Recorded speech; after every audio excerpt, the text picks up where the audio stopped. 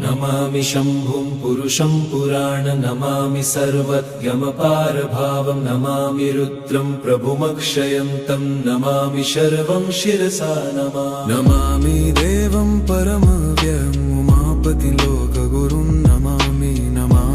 दारिद्र्यविदारणं नमामि रोगापहरणं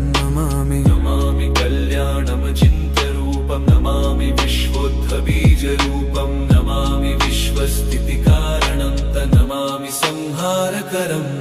नमामि गौरीप्रियमव्ययं तं नमामि नित्यं क्षरमक्षरं तं नमामि चिद्रूपममेयभावं त्रिलोचनं तं शिरसा नमामि कारुण्यकरं भवस्य भयङ्करं वापि सदा नमामि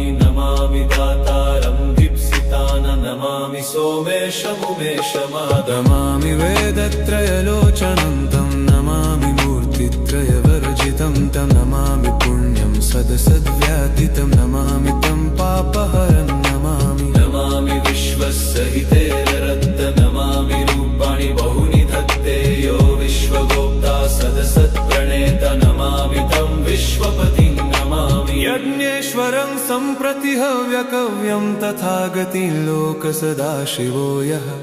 आराधितो यश्च ददाति सर्वा नमामि दानप्रियमिष्टदेवं नमामि सोमेश्वरं स्वतन्त्रम् उमापतिं तं विजयं नमामि विघ्नेश्वरनन्दिनाथं पुत्रप्रियं तं शिरसा नमामि देवं भवदुःखशोकविनाशनं चन्द्रधरं नमामि गङ्गाधरमीशमीड्यमुमाधगं देववरं पुरन्दरादिसुरासुरैरचितपादपद्मं नमामि देवी मुखवादनान इक्षार्थमक्षित्रितयं यैष पञ्चामृतैर्गन्धसुधूपदीपैर्विचित्रपुष्पैर्विधैश्च मन्त्रैः अन्नप्रकारैः सकलोपचारैः सम्पूजितं सोममहं नमामि शम्भुं पुरुषं पुराण नमामि शरणं त्वमपारवाम नमामि रुद्रं प्रभुमक्षयन्त नमामि शर्वं शिरसा नमामि देवं परमव्ययम् उमापति लोकगुरुं नमामि दारिद्र्यविदारणं नमामि रोगापहरं नमामि कल्याणमचिन्त्यरूपं नमामि विश्वोद्भबीजरूपं नमामि विश्वस्थितिकारणं नमामि संहारकरं नमामि गौरीप्रियमव्ययं नमामि नित्यं क्षरमक्षरं नमामि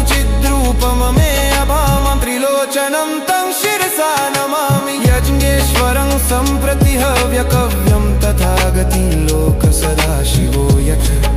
आराधितो यश्च ददाति सर्वा नमामि दानप्रियमिष्टदेवं नमामि सोमेश्वरं स्वतन्त्रम् उमापतिं तं विजयं नमामि विघ्नेश्वरनन्दिनाथं पुत्रप्रियं तं शिरसा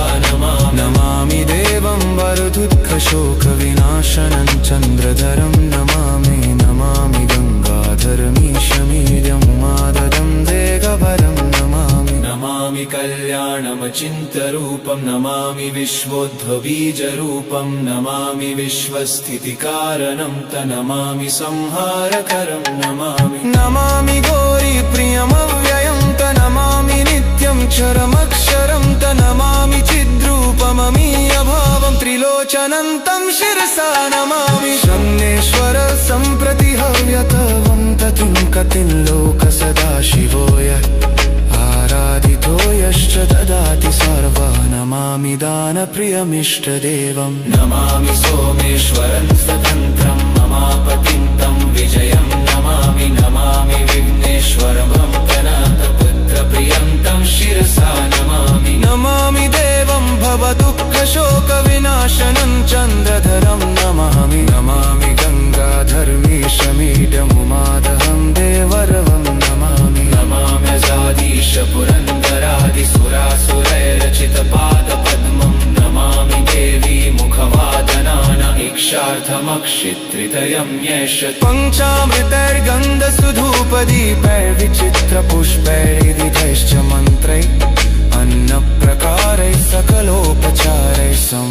पूजितं सोममहं नमामि।